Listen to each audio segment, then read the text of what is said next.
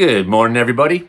Joey Only Caribou Weather Dude here to talk about Canadian history today. It's October 13th. It's 210 years to the day since Major General Isaac Brock died at the Battle of Queenston Heights. They call him the savior of Upper Canada. However, I think that Isaac Brock was actually the savior of Canada because it was just a matter of time before the Americans would come upon the idea of manifest destiny, that the continent was theirs. Once they had Ontario and Quebec, they would not have stopped there. So I would say that General Isaac Brock was the hero of Canada. If you don't know about him, it might be excusable if you're in Western Canada. That seems like Eastern Canada history, but it's Canadian history. You got to know about this guy. He was an amazing general who distinguished himself first with an amphibious assault in Denmark and eventually found himself posted as Major General in Upper Canada. I don't think he cared a whole lot about Canada. However, he cared about being really good at his job. And when war broke out in 1812, Major General Isaac Brock immediately took the offensive. The first thing he did was he motivated and mobilized these troops because he knew that the American fort up at Mackinac, which is sort of close to Sault Ste. Marie, he knew that they didn't know that the war had broken out. So he already sent forward some troops and some natives to go and capture that fort. No casualties. On the 16th of August, he then proceeded to capture Fort Detroit, an embarrassing loss to General Hull from the American forces. There was 3 American forces that were pronged to attack Canada. One was going to come up from Detroit. Another was going to come up over the Niagara River at Queenston. Another was going to come up maybe Lake Champlain into Quebec. So 3 forces were going to invade Canada. The British pretty much thought Canada was at a loss. There was no one else prepared to do what it took besides maybe Tecumseh, this native ally that Major General Isaac Brock had. On October 13th, he woke up in the morning, bright and early before the sunrise to the sound of cannons down at Queenston. And I'm going to read to you from my favorite book. When I was in grade 4, we watched this show in class called Read All About It. It had this catchy song. Read all about it. Talk about the clues. And in episode 1 of season 2, the kids go back in time and they meet General Brock on October 12th. And then the next morning, he goes off to the battle, but they find their way back in the time travel to their present time. And then they find out that just after they'd seen him rushing off to Queenston Heights, he was killed. That really sparked my interest. So I ended up getting some books on forts, started learning about the War of 1812. When I was in grade 5, I got this copy of Flames Across the Border by Pierre Berton, which has obviously been read more than once. It's in great condition. Also, one of the things I liked to do as a kid was when Mom and I would go on trips, I would try to arrange that we'd go to battlefields from War of 1812. So together we went to Fort York, Fort George, Fort Erie. We saw Fort Steubenville, which wasn't during the war, but an American fort down in Ohio. And such, Fort Henry, and such. So this is the last moments of Major General Isaac Brock's life, as told by Canadian historian Pierre Berton. At Fort George, Brock was awakened in the dark to the distant booming of cannon. What is happening? Is it a feint near Queenston or a major attack? He is inclined to think the former possibility, for he has anticipated Van Rensselaer's original strategy and does not know of Smith's obstinacy. Brock is up in an instant, dressed and on his gray horse Alfred, dashing out the main gate, waiting for no one. Later someone will spread a story about Brock stopping for a stirrup cup of coffee at the hands of Sophia Shaw, a general's daughter said to be his fiancée, but it is not convincing. On this dark morning, with the wind gusting sleet into his face and the southern sky lit by flashes of cannon, he will stop for nobody. As he hurries through the mud towards Queenston, he encounters young Samuel Jarvis, a subaltern of his favorite militia unit, the York Volunteers. Jarvis, galloping so fast in the opposite direction he cannot stop in time, finally reins his horse, wheels about, tells his general that the enemy has landed in force at the main Queenston dock. Jarvis's mission ought to not be necessary because of Brock's system of signal fires, but in the heat of battle, no one has remembered to light them. Light the beacons of Minas Tirith. Didn't happen. Brock gallops on in the pre-dawn murk, past harvested grain fields, soft meadows, luxuriant orchards, the trees still heavy with fruit. The York Volunteers, stationed at Brown's Point, are already moving towards Queenston. Brock dashes past, waving them on. A few minutes later, his two aides also gallop by. Brock has reason to be proud of the York militia, who answered his call to arms with alacrity, accompanied him on the embarkation to Amherstburg, where present at Detroit's townfall, and are now here on the Niagara frontier after 600 miles of travel by boat and on foot. A few minutes after Brock passes, Robinson and his comrades encounter groups of American prisoners staggering towards Fort George under guard. The road is lined with groaning men suffering from wounds of all descriptions, some unable to walk, crawling towards nearby farmhouses seeking shelter. It is the first time that these volunteers have actually witnessed the grisly byproduct of battle, and the sight sickens them, but it convinces them wrongly that the engagement is all but over. Dawn is breaking. A few red streaks tinting the sullen storm clouds, a fog rising from the hissing river as Brock, spattered with mud from boots to collar, gallops through Queenston to the cheers of the men of his old regiment, the 49th. The village consists of about 20 scattered houses, separated by orchards, small gardens, stone walls, snake fences.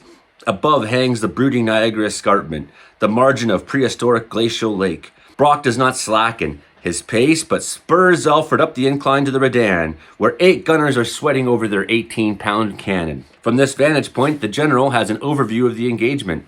The panorama of Niagara stretches out below him, one of the world's natural wonders now half obscured by black musket and cannon smoke. Directly below, he can see Captain Dennis's small force pinning down the Americans, crouching under the riverbank at the landing dock. Enemy shells are pouring into the village from John Lovett's battery on Lewiston Heights, but Dennis is holding. A company of light infantry occupies the crest directly above the Redan.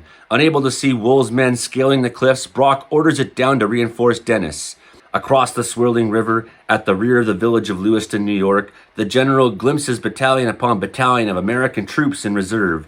On the American shore, several regiments are preparing to embark. At last, Brock realizes that this is no feint. He instantly dispatches messages to Fort George and to Chippewa to the south, asking for reinforcements. Some of the shells from the 18-pounder in the Redan are exploding short of their target, and Brock tells one of the gunners to use a longer fuse. As he does so, the general hears a ragged cheer from the unguarded crest above, and looking up, sees Wool's men charging down upon him, bayonets glittering in the wan light of dawn. He and the gunners have time for one swift action. They hammer a ramrod into the touch hole of the 18-pounder and break it off, thus effectively spiking it. Then leading Alfred by the neck reins, the horse, for he has no time to remount, the commander-in-chief and the administrator of Upper Canada scuttles ingloriously down the hillside with his men. In an instant, the odds have changed. Until Wool's surprise attack, the British were in charge of the battle. Dennis had taken 150 prisoners, that the gun at the Redan was playing havoc with the enemy. Brock's forces controlled the heights. Now Dennis is retreating through the village, and Wool's band is being reinforced by a steady stream of Americans. Brock takes shelter at the far end of the town in the garden of Hamilton House. It would be prudent, perhaps, to wait for reinforcement, but Brock is not prudent, not used to waiting. As he conceives it, hesitation will lose him the battle. Once the Americans consolidate their position in the village and on the heights, they will almost be impossible to dislodge. It is this that spurs him to renewed action, the conviction that he must counterattack while the enemy is still off balance, before more Americans can cross the river and scale the heights. For Brock believes that whoever controls the heights controls Upper Canada. They dominate the river, could turn it into American waterways, and cover the road to Fort Erie. Possession of the high ground and the village will slice thin the British forces in two, give the Americans warm winter quarters, allow them to build up their invading army for the spring campaign.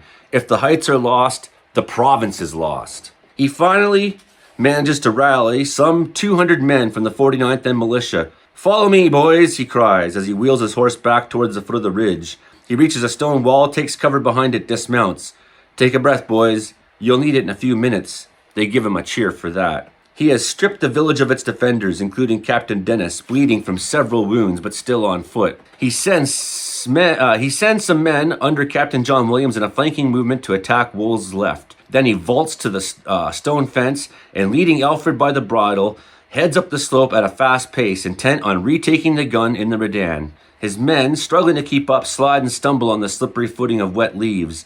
Above him, through the trees, Wool's men can be seen reinforcing the gun emplacement. There is a confused skirmish. The battle seesaws. The Americans are driven almost to the lip of the precipice. Someone starts to wave a white handkerchief. Wool tears it away, orders a charge. The British are beaten back. And later some will remember Brock's cry, "This is the first time I've ever seen the 49th turn their backs." The sun, emerging briefly from the clouds, glistens on the crimson maples, on the Persian carpet of yellow leaves, on the opulence of the tall general, sword in hand, rallying his men for a final charge. It makes a gallant spectacle. The savior of Upper Canada, brilliant in his scarlet coat, buttons gleaming, plumed hat, marking him unmistakably as a leader, a gap opening up between him and the gasping followers. Does he realize that he's a target? No doubt he does. He's already been shot in the hand, but that's a matter of indifference. Leaders in Brock's army are supposed to lead. The spectacle of England's greatest hero, Horatio Nelson, standing boldly in deck in full-dress uniform, is still green in the British memory. The parallels are worthy of notice. The two heroes share similar strengths and flaws: disdain for the enemy, courage, vanity, ambition, tactical brilliance, innovative minds, impetuosity. Both have the common touch, are loved by their men, whom they in turn admire, and idealized by the citizens of the countries they are called upon to protect. And both, by their actions, are marked for spectacular death. They seem indeed to court it. Brock's nemesis steps out from behind a clump of bushes. When the general is 30 paces from him, draws a bee with his long border rifle and buries a bullet in his chest. The whole equidistant from the two rows of gilt buttons on the crimson tunic. George Jarvis, a 15-year-old gentleman volunteer in the 49th, rushes over. "Are you much hurt, sir?" he asks. There is no answer, for Brock is dead. A grisly spectacle follows as a cannonball slices another soldier in two, and the severed corpse falls upon the stricken commander.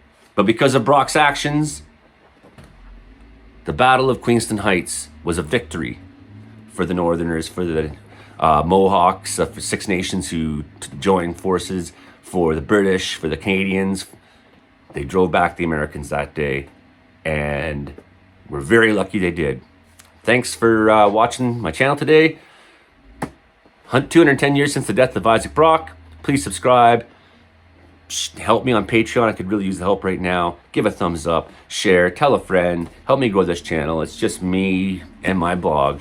You never know what you're going to get on here. Thanks very much, everybody. Bye now.